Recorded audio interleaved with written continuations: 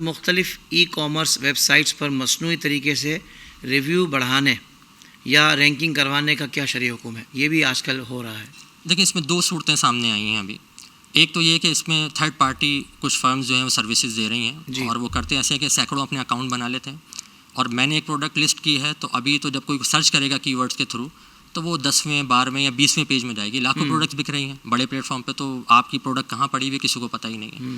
تو اب وہ یہ کرتے ہیں کہ جب ان کا الگوریتم اس طرح کام کرتا ہے کہ اگر کسی چیز پر کسٹمر زیادہ جا رہے ہیں, اس کو خرید رہے ہیں, اس پہ کامنٹس اس کے ریویو دے رہے ہیں, تو وہ آٹومیٹکلی وہ پروڈکٹ جو ہے اوپر آ جاتی ہے. اس طرح ہوتا ہے. اب یہ کیا کرتے ہیں کہ 50-60 اکاؤنٹ, 100 اکاؤنٹ, 200 اکاؤنٹ بنا لیتے ہیں اور وہ جعلی سیل پرچیز کر رہے ہوتے ہیں.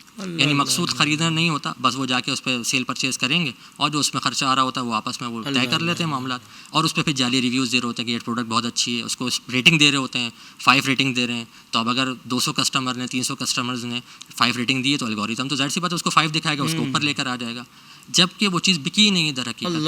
اور میں اور آپ جب وہ سرچ کریں تو ہمیں نظر آ رہا ہے کہ یار 5 ریٹنگ ہے, یہ واقعی بہت اچھی ہوگی چیز, اور ہم اس کو دیکھ کر وہ چیز پرچیز کر لیتے ہیں. تو ظاہر سی بات ہے یہ کیسے جائز ہو سکتا ہے؟ یہ ناجائز ہے. ان کا اپنا یہ معاملہ کرنا یہ بھی ناجائز ہے. اس میں بہت سارے ناجائز عنصر ہیں. اس میں شروط فاسدہ ہیں, اس میں ایک طریقے سے سود, شائبہ سود کا معاملہ ہے, اس میں اجارہ فاسدہ ہے, بہت ساری چیزیں ایسی ہیں جو ناجائز ہیں. تو یہ کرنا جو اس طرح کی فرم بنا کے کام کر رہے ہیں یہ جائز نہیں ہے. اچھا, اس میں دوسری جو معاملہ ہے وہ یہ کہ اسی پلیٹ فارم سے آپ رابطہ کرتے ہیں کہ بھائی میں نے ایک پروڈکٹ لانچ کی ہے تو مجھے تھوڑی سی اپ لسٹنگ چاہیے, یعنی لسٹنگ میں اپ نظر آؤں, اوپر نظر آؤں. اور ہم دیکھتے ہیں مختلف ویب سائٹ پہ نظر آتا ہے اسپانسر, اس میں اس کی ریٹنگ نہیں ہوتی ہے, صرف اسپانسر نظر آ رہا ہوتا ہے اور وہ پہلے پہ نظر آ رہا ہوتا ہے, اس کے وہ پیسے دیے. تو اگر میرا پیج ہے, میں کسی پروڈکٹ کو اوپر رکھنا چاہتا ہوں, نیچے رکھنا چاہتا ہوں, میری مرضی ہے, اس کے میں پیسے لینا چاہتا ہوں, اس میں کوئی حرج کی بات نہیں, اور اس میں کوئی دھوکہ بھی نہیں, کیونکہ جب میں اس پہ کلک کروں گا تو اس کی کوئی ریٹنگ نہیں آ رہی ہوگی, اس کے کوئی جعلی ریویوز نہیں آ رہے ہوں گے, جعلی پرچیزنگ کے وہ جو تصاویر ڈالی جاتی ہیں وہ نہیں آ رہی ہوں گی, تو اس میں کوئی حرج کی بات نہیں. بس لوگوں کو دھوکہ ہی دینا ہے جو یہ کر رہے ہوتے ہیں ریویو والا کام. یعنی کیا فائدہ ہے؟ یعنی آپ اپنی کمپنی کو اس کی گروتھ چاہتے ہیں, اس کو مارکیٹ میں اپ کرنا چاہتے ہیں, تو اس کا آغاز ہی اتنے غلط طریقے سے, تو ظاہر بات ہے کہ مسلمان تو کم سے کم یہ راستے اختیار نہیں کر سکتا. اللہ تعالیٰ ہم سب کو بچنے کی توفیق عطا فرمائے. ہم سب بہت اس میں سب ایک حدیث کو ضرور یاد رکھیں. رسول اللہ صلی اللہ تعالیٰ علیہ وسلم نے فرمایا کہ تجار بدکار ہیں.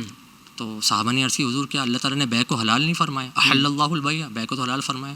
فرمایا نہیں, جب یہ سودا کرتے ہیں تو یہ جھوٹ بولتے ہیں اور قسم کھاتے ہیں, اس میں بھی یہ جھوٹے ہوتے ہیں.